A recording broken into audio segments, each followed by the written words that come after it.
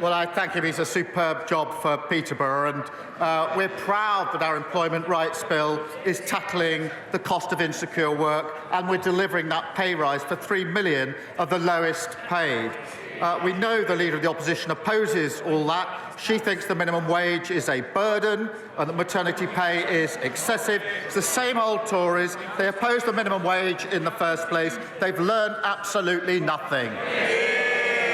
Opposition, Kemi Badenoch. Mr. Speaker, the Chancellor claimed that her budget was a once-in-a-Parliament reset. So why are we having an emergency budget next week? Mr. Speaker, we have delivered record investment into this country. We've had 3 interest rates cut in a row, and wages are going up faster than prices, which is a massive cost of living boost. That's after only 8 months, after 14 years of absolute failure. What do they do? Interest rates 11%, massive 22 million black hole in the economy. They crashed the economy. We're rebuilding Britain. Mr. Speaker, he knows why we're having an emergency budget, because since the last one, since the Chancellor delivered her budget in October, growth is down, borrowing is up, and she has destroyed business confidence. Does the Prime Minister now regret raising taxes on business? Prime Minister. Mr. Speaker, the OBR will present their numbers. There'll be a spring statement next week. But, Mr. Speaker, she still hasn't. We've got record investment into this country. Interest rates have been cut, and she talks about national insurance. We had to fill the 22 billion black hole that they left. We've invested in the NHS, in schools and public services. We're pressing on with planning, with infrastructure and regulation. But I understand the Leader of the Opposition is straight talking, so perhaps she can help us with this. Is she going to reverse the next increase?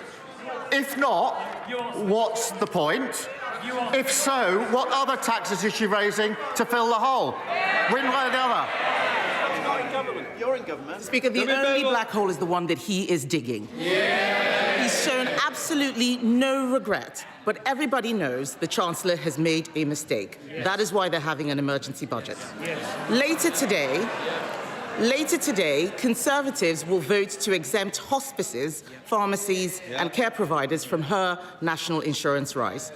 Will he, at the very least, support exempting these vulnerable services from his jobs tax? Prime Minister. I noticed she didn't say they're going to reverse the national insurance rises. It's exactly what she wants all the benefits, but they can't say how they're going to pay them. She carps from the sideline, but can't make her mind up whether she supports or doesn't support national insurance rises. We've made provision for hospices, we've made provisions for charities, but we had to secure the economy. We had to fill the £22 billion black hole that they disgracefully left. Mr. Speaker, he hasn't made these provisions. He keeps talking about budget benefits.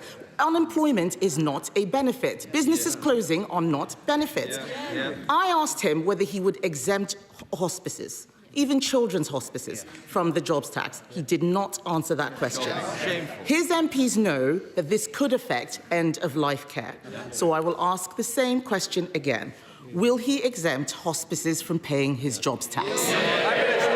Mr. Speaker, we've already invested £100 million for adult and children's hospices, an additional £26 million in funding through the Children's Hospices grant, but we can't get away with what we were doing in that budget, the root cause, which was fixing the economy they left so badly damaged, a £22 billion black hole. Perhaps you start the next question with an apology. Mr. Speaker, I remember when he made... They want me to answer questions, then we can swap sides.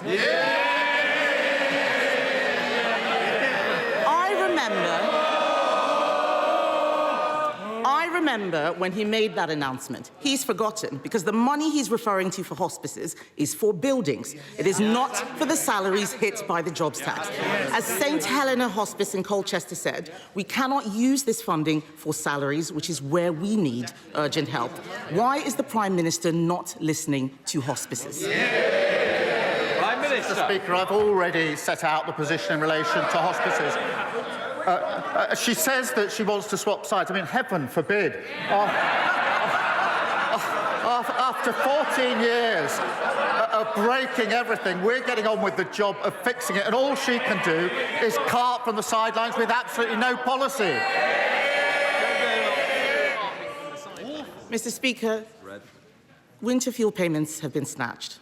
The jobs tax is hammering everyone from business to charities. The Chancellor promised a once-in-a-Parliament budget that she would not come back for more. And in that budget, she said there will be no extension of the freeze in income tax thresholds. Ahead of the emergency budget, will he repeat? Mr. Speaker, ahead of the emergency budget, will he repeat the commitment that she made? Prime Minister. Mr. Speaker, she's got such prescriptive questions, she can't actually adapt them to the answers that I'm giving. I mean, Mr. Speaker, I think she now calls herself a Conservative realist. Well, I'm realistic about the Conservatives. The reality is they left open borders and she was the cheerleader. They crashed the economy, mortgages went through the roof, the NHS was left on its knees, and they hollowed out the armed forces.